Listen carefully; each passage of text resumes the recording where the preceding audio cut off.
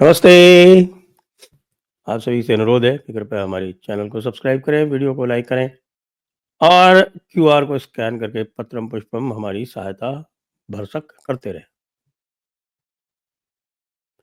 पाकिस्तान के इंडिकेशंस अब आने लगे हैं, सारे संकेत सब आने लगे हैं कि क्या हो रहा है, क्योंकि भारत ने जो कुछ किया वो एक पहल थी। जो असली चीज़ है वो अब बलूचिस्तान वाले और अफ़गानिस्तान वाले कर रहे हैं। क्योंकि कल एक निस्तार एरिया है साउथ वजीरिस्तान में। साउथ वजीरिस्तान में उस निस्तार एरिया में हमला करके कोई 2 दर्जन पाकिस्तानी सैनिक अफ़गानिस्तान के तालिबान वालों ने मार दिए। टीटीपी वालों ने मारे या नहीं मारे, लेकिन ये कह रहे हैं कि साहब इस बार तो तालिबान वाले जो डायरेक्ट हैं वो आए हुए हैं और तालिबान वालों ने उस निस्तार एरिया में मार दिया और टीटीपी वाले जो हैं वो और आगे चले गए। आगे यानी बन्नू का जो सबसे बड़ा वहाँ का कैंटोनमेंट है, वज़ीरिस्तान एरिया का साउथ नॉर्थ मिला के, उसका जो पूरा एरिया है वहाँ से खदेड़ दिया गया पाकिस्तानियों को और बन्नू में लोगों ने फ़ोटो लोड किए हैं और दिखा रहे हैं कि साहब ये देखिए कि किस तरह से यहाँ पर जो आपके टीटीपी और तालिबान वाले मिक्स्ड जो है वो मिलके यहाँ पे गश्त कर रहे हैं। यानी निस्तार में तालिबान, डोमेल और बन्नू ये जो क्षेत्र है, जी हाँ, ये सीधा रास्ता जो है, ये डोमेल जो है ये सीधे वहाँ पे आपके डेरा इस्माइल खां से जो रास्ता जाता है वहाँ पर ये पड़ता है। और डेरा इस्माइल खां कहाँ है? वो बिल्कुल पंजाब से लगता हुआ बीच में सिंध नदी पड़ती है। इससे पहले हमने आपको बताया था कि डेरा इस्माइल खां में भी साहब रात में आजकल चेकिंग होती है और टीटीपी वाले वहाँ चेकिंग करते हैं।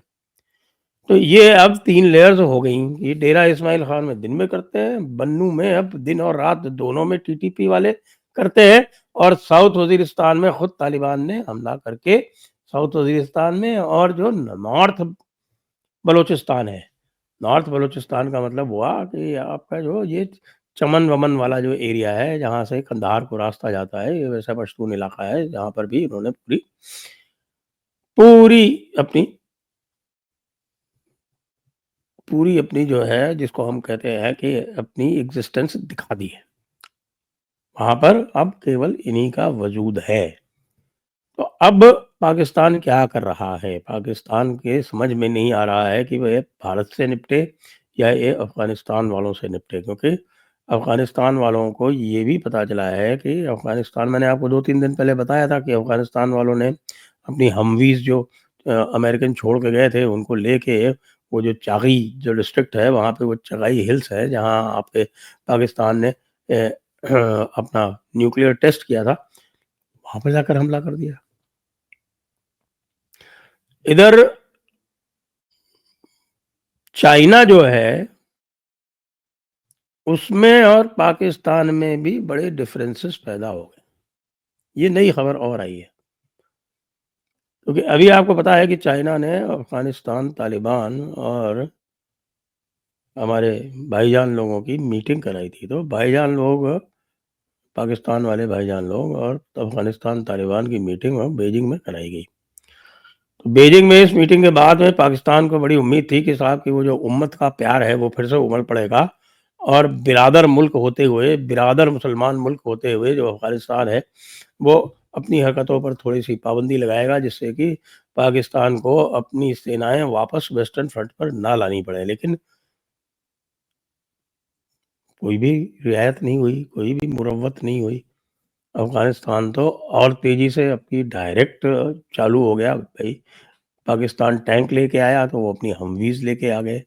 वो अपने उनके पास यानी कि तालिबान के पास भी कोई हेवी वेपनरी की कमी नहीं है, उनके पास खूब आर्टिलरी है, खूब हमवीज़ हैं, खूब आर्मर्ड कैरियर्स हैं और वो आर्मर्ड कैरियर्स वग़ैरह लेके और वो अच्छा आर्मर्ड कैरियर जो है वो इनके टैंकों से तेज़ है, क्योंकि वो जो इलाका है वो उस तरह का है कि जहाँ पर टैंक थोड़ा-सा समस्या में आ जाता है।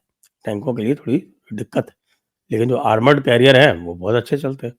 तो उन आर्मर्ड कैरियर को लेके वो धड़ाधड़ टैंकों को टिका रहा है। अब अफ़गानिस्तान का कहना है कि साहब हमें थोड़ी-सी एयर डिफेंस चाहिए, तो हो सकता है उनको एयर डिफेंस मिल भी जाए। क्योंकि एयर डिफेंस तो आप अगर पैसे-वैसे हैं आपके पास या कुछ और कमिटमेंट्स हैं, आप कुछ अपने मिनरल्स वगैरह दे सकते हैं, कुछ और कर सकते हैं, आपको मिल जाएँगे। ट्रम्प बाबू नहीं देंगे तो कोई और दे देगा। आजकल तो इंटेलिजेंस एजेंसीज़ बहुत सारी हैं, अब हमें नहीं पता कौन देगा। लेकिन अब अफ़गानिस्तान तलाश में है एयर डिफेंस की, और वो एयर डिफेंस वो बलोच के साथ भी शेयर करना चाहता है, जिससे कि इनके जो F-16 घूमते रहते हैं, बलूचिस्तान, अफ़गानिस्तान और आपके वज़ीरिस्तान वगैरह में, वहाँ पर उनको एयर डिफेंस से टेक डाउन किया जा सके। सुना है कि जो वो Igla shoulder fired air defence है, शोल्डर फायर्ड मिसाइल्स, वो भी बलोच को मिलने जा रही है। रशिया प्रोवाइड कर रहा है। अब कैसे प्रोवाइड कर रहा है मुझे पता नहीं, लेकिन वो प्रोवाइड करने जा रहा है। इधर पाकिस्तान जो है वो J-35 को लेकर बड़ा उछल रहा था कि साहब हम J-35 को लेंगे। भारत ने AMCA अनाउंस कर दिया। अब भारत की दिक्कत जो है वही एक ही आ रही थी, वो ये थी कि साहब के वो इंजन वगैरह जो थे वो उसकी समस्या थी। लेकिन अब एक बड़ी जानकारी आई है। वो बड़ी जानकारी ये आई है कि फ्रांस के साफ़्रान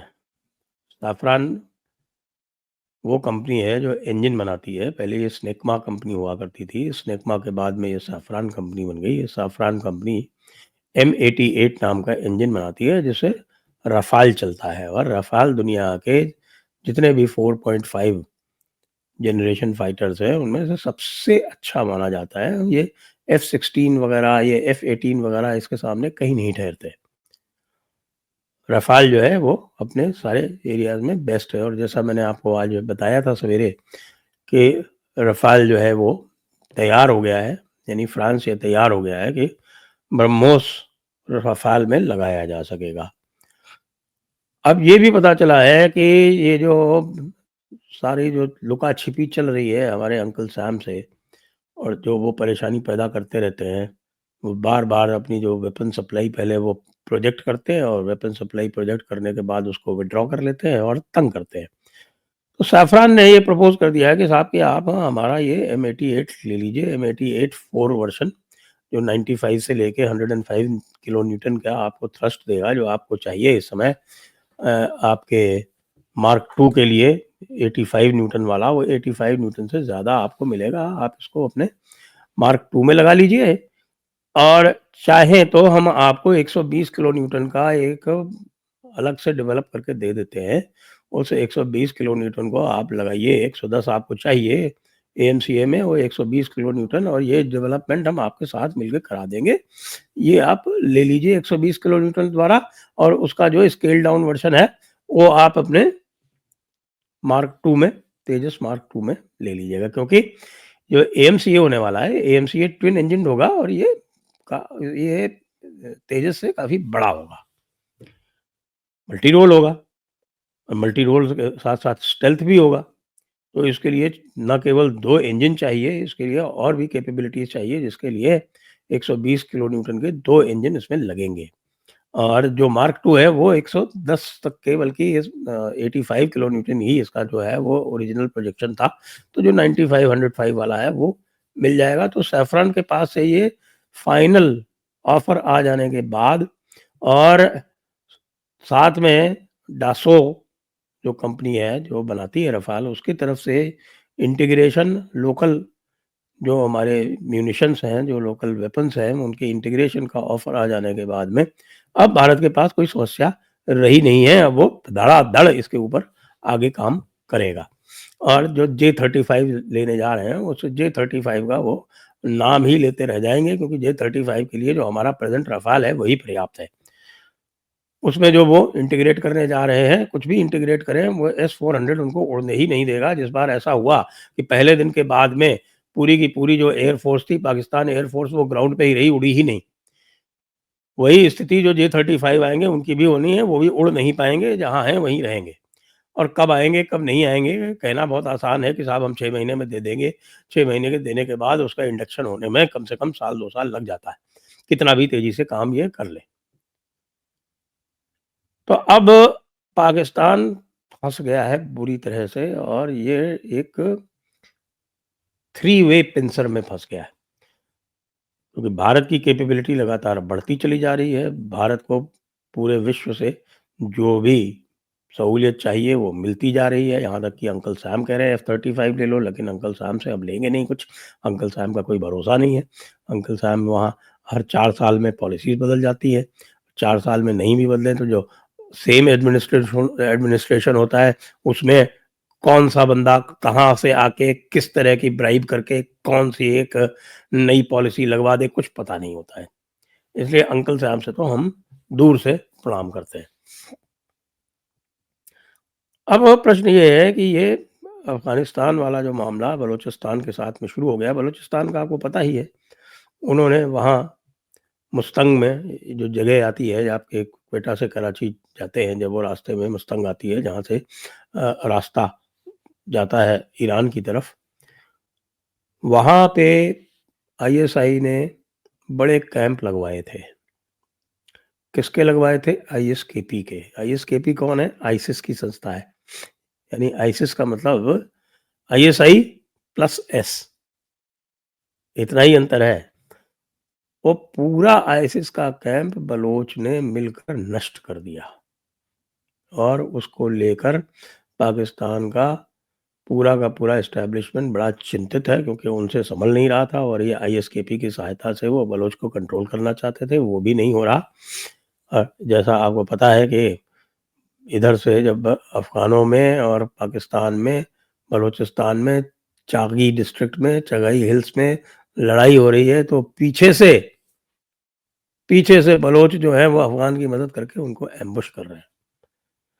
भाई साहब, पाकिस्तान का ये 3 फ्रंट वॉर शुरू हो चुका है। आगे देखिए होता है क्या। जय हिंद, जय भारत, वंदे मातरम।